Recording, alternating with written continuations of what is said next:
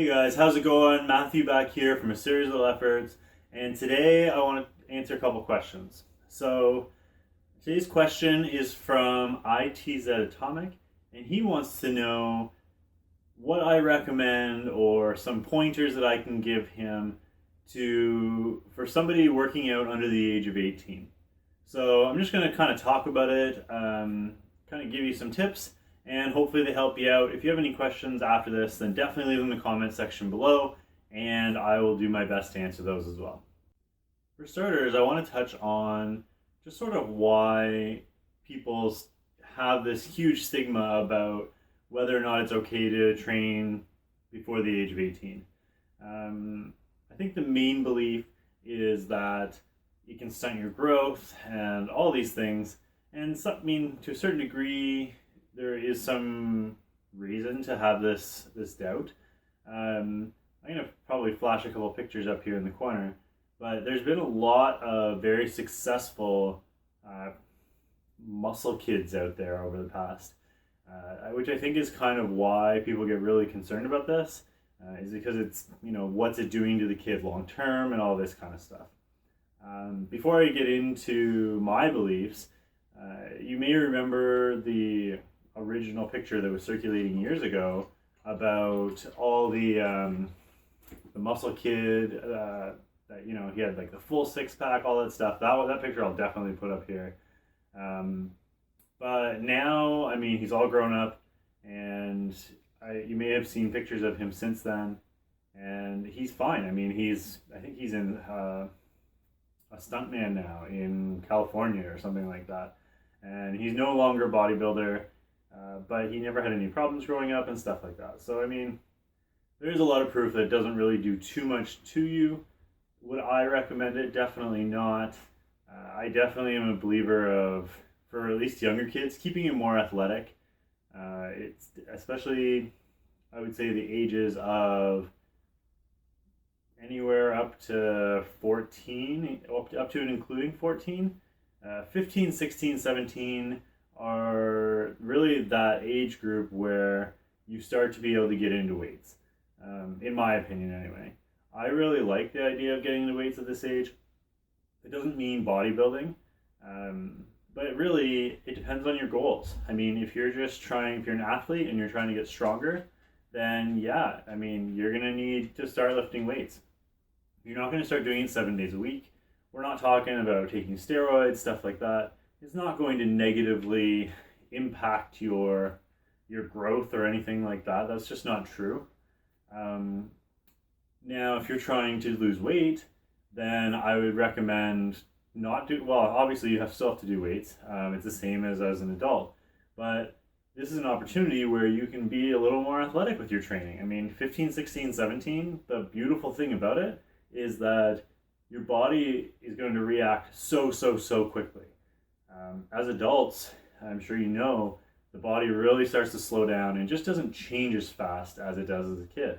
So as a kid or as an early adult, knowing that your body's going to bounce back really quickly, you can really push yourself and do some different things that are going to not only keep you motivated, but really push your body to that next level. There's really no reason to just go strictly weights and not anything else. I mean, I started when I was 19, but you can start before then. It's not a big deal. I mean, I lifted weights before then, but I wasn't serious about it. In terms of weight loss, look into a lot more body weight stuff. I mean, push-ups, pull-ups, modified pull-ups, stuff like that. I can give you a ton of exercises.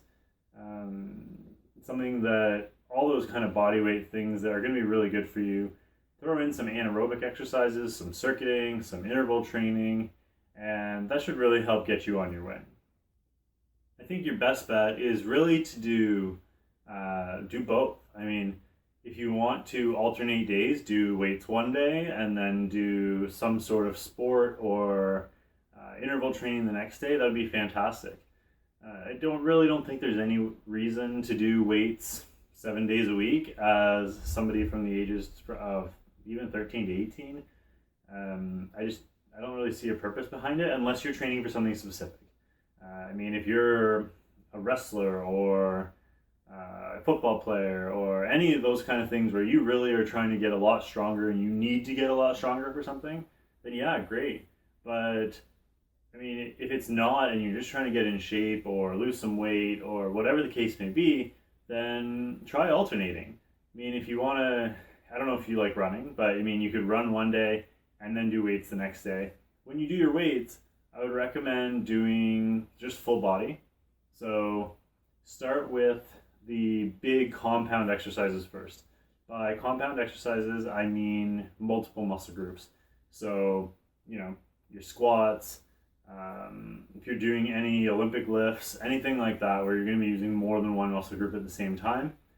And then kind of get into the more like dangerous exercises. And by dangerous, I don't mean actually dangerous, but like the big power exercises where you're going to need most of your energy. The last thing you want to do is go do like a bunch of arms where you're doing biceps and triceps and then try and go into your bench press and you won't have any support muscles left and you'll probably not be able to do very much.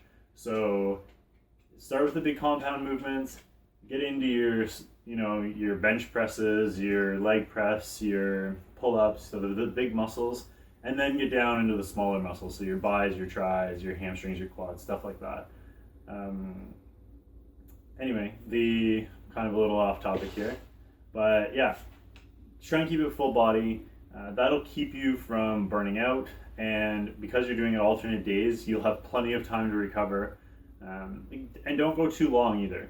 Keep your resistance workouts to an hour or less. There's no reason to go 2 hours.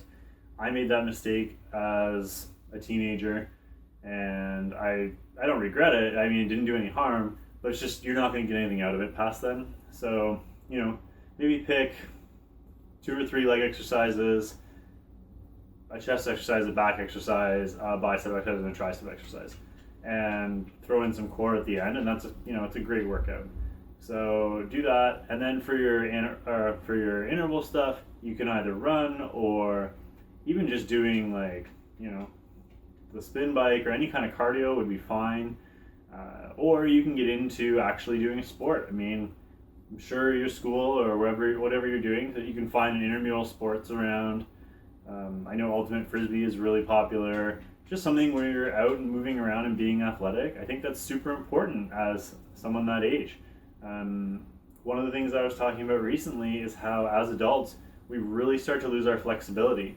I'm going to go into something else later on about squats, but I recently on Instagram was seeing someone's picture, and they had a picture of a little baby who was playing with a toy, but they were down in a perfect squat because their technique was absolutely perfect, and they had like little chat bubbles coming out of this baby with basically stabilized spine, their glutes are firing, they're on their heels, all this kind of stuff. And the reason we struggle with it as adults is because we spend so much time being proper. You see kids when they go out for dinner with their parents, they've got their feet up underneath them on the chair, so they can be up high enough.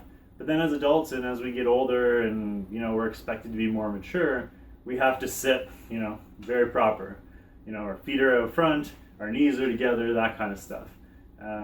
As kids, we didn't have to do that kind of stuff. You always see kids sitting in front of the TV, or used to anyway, sitting like that butterfly position with their feet underneath them. But then as adults, we sit up proper in the chair again. As kids, because we're doing all these weird movements and we're sitting in these weird positions, it's keeping us very flexible. As adults, we start to lose that. Because we're just sitting square all the time, our hamstrings get really, really tight. So in the age range you're at now, definitely keep your movement going. I mean, don't be afraid to do some extra stretches or go play a sport, get out there. Because as an adult, once you stop doing it, it's really hard to get back into it again. I've talked to a lot of people who in the basketball world played in high school and then took 10 years off and then tried to play in a men's league, and they were just so achy, and you don't realize how much it takes out of you once you have to go back to it after a break. So really try and keep up something athletic. It really doesn't matter what it is. I mean, tennis, volleyball, anything like that. Even if you're a golfer, I mean, golf is a great way just to get out and move around. And I don't play golf personally, but I mean, if you're walking 18 holes, I mean, you're still burning calories, which is really what it comes down to. So I really hope these suggestions helped you out. I wasn't able to go into too much detail into programming because I don't know you. If you are interested, we do offer now customized personal support, which is a training program for people that don't live locally in the city. It works out to $134 a month, and it's something where we program for you, and you take your phone, and there's an app on your phone that you just click through every exercise, and it walks you through everything. It even gives you little GIFs of like what the exercise is supposed to look like. So it kind of would help you out that way. And then at least we're able to do like a full assessment and all that kind of stuff. So yeah, if anybody's interested in that, definitely let me know. The website for that is aseriesofefforts.com/global. You can check that out. I'll also put the link down here and in the description. Otherwise, if you guys have any questions about what we talked about today, leave them in the comment section for me, and please like the video and subscribe. It really helps me out. I hope you guys have a wonderful day. And yeah, that's it for today. Have a great day, and we'll talk to you soon. Thanks, guys. Bye.